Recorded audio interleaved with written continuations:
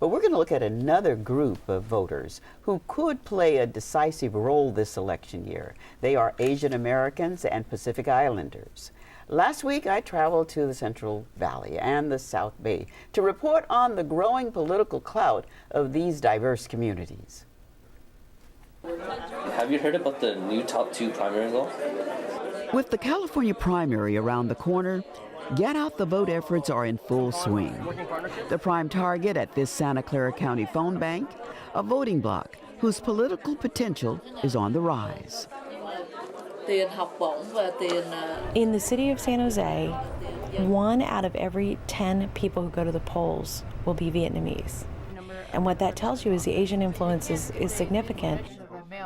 But if the feedback these volunteers are getting is any indication, both political parties could do more to reach one of the most diverse electorates in the U.S. We have been able to talk to a lot of people in their language, and they say, nobody's ever called me before. Nobody's ever talked to me about voting before.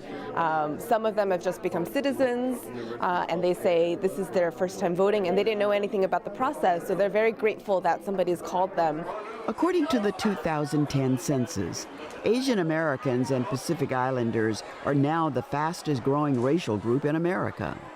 While California has the largest population in the continental U.S., the ranks of Asian Americans and Pacific Islanders have also swelled in potential battleground states, a factor which could have major significance in the upcoming election. For Asian Americans, the percentage of the population is slowly changing too in these key battleground states. And I think both parties, if they're going to play geopolitics, have to understand that Asian Americans are going to be a potential swing vote. A recent poll of Asian Americans revealed 59% favor Barack Obama over 13% for Mitt Romney, but 27% remain undecided in the presidential race. The chance for swing vote potential hasn't gone unnoticed by Democrats, who recently launched a national Get Out the Vote effort led by Party Vice Chair Congressman Mike Honda. Historically, people looked at Asian Americans as a marginalized population because it's too small, but we turned that into a margin of victory, say that 1%, 3% margin of your votes can make a difference whether you win or lose. How you guys doing? Since 2001, Honda has represented the 15th district in the heart of Silicon Valley. This year he's running in the newly drawn 17th district, the first outside Hawaii to have a majority Asian population. We caught up with him in San Francisco's Japantown. It's clear his influence in the community stretches far beyond his home turf. Mike Honda. Yeah. Good man. Good man. Congressman Honda has been a tireless worker for his entire constituency, but for Asian Americans, he gives us a face as arguably the most famous legislative leader for Asian Americans. Honda was influential in bringing President Obama to speak at a major Asian American gala in May. If somebody is suffering through injustice or inequality, we take up their cause as if it was our own. That's the story of America. And that's certainly the story of this community. To have the President of the United States come to an Asian American Pacific Islander gala was a first. And he went through a litany of information about Asian American and our issues and what we care about, and was probably the most precise speech I ever heard anybody give. Mahalo. Well, these Hawaiians here, yeah? What's up with that? And these are Asian Americans. We're supposed to be quiet. Man, we were rambunctious and happy, and it was historic. The number of Asian Americans holding political office is also on the rise. This year, a record number are running for Congress, including 25-year-old Lodi native Rickey Gil. I'm Rickey Gil. For those of you who don't know, I'm candidate for the United States Congress in California's 9th District. Gil has been designated a young gun by the Republican Party and has already raised nearly $1 million in a tight race against Democratic incumbent Jerry McNerney. He has been endorsed by leading Republicans like the national chair of the party and Majority Whip Kevin McCarthy. Gill says it's time for Asian Americans to take the spotlight. You know, in the first generation, I know that was the concern that my family had, which was bread and butter. What are you going to do to put food on the table? Those are real, God-honest concerns that immigrant families have. My family certainly had it. And now in the next generation, after that provision of opportunity has happened for your children, there's an expectation of bigger and broader involvement. And I think that's happening now. As farmers, you only get paid once a year, so the harvest in September is the most important time. And Gill, the son of doctors who immigrated from India to the San Joaquin Valley, grew up working in the family's vineyard. They own over 1,000 acres. if you're a South Korean business owner or an Indian American physician or a Hispanic small business owner, you want fewer regulations and red tape stifling you from really engaging the free enterprise system. If the Republican Party becomes the party of balancing the budget, of educational choice, of skilled immigration reform, I would subscribe to that as being fair. Hi, how are you? I wanted to introduce myself. My name is Rickey Gil. My name is Rickey Gil. I'm running for Congress here. Gill is hoping his farming roots will play well with other key constituents in this agricultural district. On the day we visited, he was working the crowd at the Lodi Zen Fest. I would really like for you to check into the water system. Okay. Water around here is very important. This community is really beginning just to tap, I think, their political potential, where Asian Americans are also really not just voting, but also running for political office. To me, that's a higher level of political participation. And I think we're finally seeing that happen, not just Asian Americans getting elected, but sustaining it over time. So to me, that's exciting. Well, he seems like a very, very impressive guy, but let's face it, he's not old enough to be a congressman yet. So my question is there something else that's changed in the political landscape, i.e. money, that's enabling him to do that? The money is important. I'd say Rickey Gil is a rising star in the Republican Party, young as he is, because he represents a new dynamic when you talk about demographics.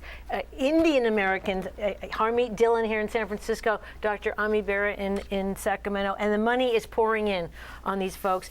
The super PACs this time around are taking a big look at California and saying this is a state that could change the control of Congress. And so on both sides, Democratic and Republican, they're starting to play. Karl Rove's group, Crossroads, one of them.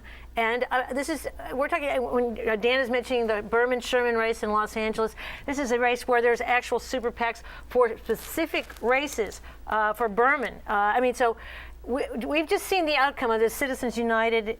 There's a wash of money coming through. And it helps that Rickey Gill's parents are very, very well off, and he's grown up in a very rich environment. And as he said, that culture fits with the Republican Party more than it fits with some Democratic ideas. It could be, and I think this is why I think the money aspect of it is getting so interesting this time around. Well, and the other thing about money is the tobacco industry seems to be spending a great deal of money on Proposition 29, which would put a buck a pack tax on. And Jerry's absolutely right. On the initiatives, this is where we also see money pouring into California. How many millions of the tobacco? I think it's $40-something million. This is an issue that people are going to be watching. Tobacco tax, cure cancer. On the other hand, you've seen the ads. This is something that's going to be in place for 15 years here in California, and I think there's the debate right there. Dan, we want to get your thoughts on super PACs and what they're going to do the super PACs are heavy, and we'll see more of it in the fall. But back to this tobacco thing, I think the thing to watch about this tobacco, if that goes down, if that measure goes down, it could tell us something about the fate of these tax measures that are going in the November ballot. And whatever money we're seeing in this June ballot on those two ballot measures, it'll be peanuts compared to what flows into the state in November, when we may have a dozen ballot measures, taxes, union, political money. There's some heavy duty stuff on that ballot in November. We're going to see tremendous tens and tens of millions of dollars spent on ballot measures in California in November. Do you think there'll be a lot of talk, well, by the time we get to November? I mean, we're all saying jobs, economy, but here it's where the lines are and who's getting money from whom and which party is going to put more millions into California than the other.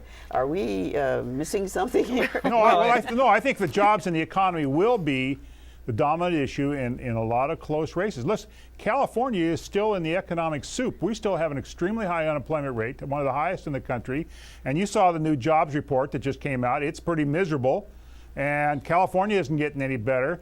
I think the economy will be the dominant issue in November, and I think it will play into these tax measures, particularly into these tax measures that are beyond the ballot. Yeah, I agree with Dan on that. Richard, what does this do then for minority candidates who are trying to break into politics? I mean, that's what this top two is all about, giving more people opportunity. Well, you know, as Dan was saying, what I thought immediately is that, you know, when you've got a lot of money on the table, the only thing you can do to counter money is if you've got people. Mm-hmm. And so for the Democrats, it's all going to be all about registration and mobilization, because if you can't bring people out, they're dead. And it's going to be important to not just admire the fact that a lot of Latinos are Democratic voters now, but you got to get them to the ballot, and you got to get them to the polling place. This will be important for the president, but it will also be important for Governor Brown, because his tax initiative probably doesn't stand a chance if a key component of the Democratic base is not there to vote. Okay, back to the money guys. Yeah, no, there are a few of them that stand out as being active in our state. That's how you build it. When we talk about money, we have to talk about like at the presidential level too, because we've just seen President Obama come in, and he's coming back next week again for 2 fundraisers in San Francisco. Why? Because, I mean, people are looking. He had that Asian American Business Roundtable last time he was here, another sort of nod to the importance of the Asian vote. First president to do that, I understand. That's right. But, you know, they paid $38,000 to sit down with him, and he's doing another small roundtable here in San Francisco. We hear next Wednesday. I mean, Romney was just here picking up a ton of money. We were with him in Hillsborough watching that happen.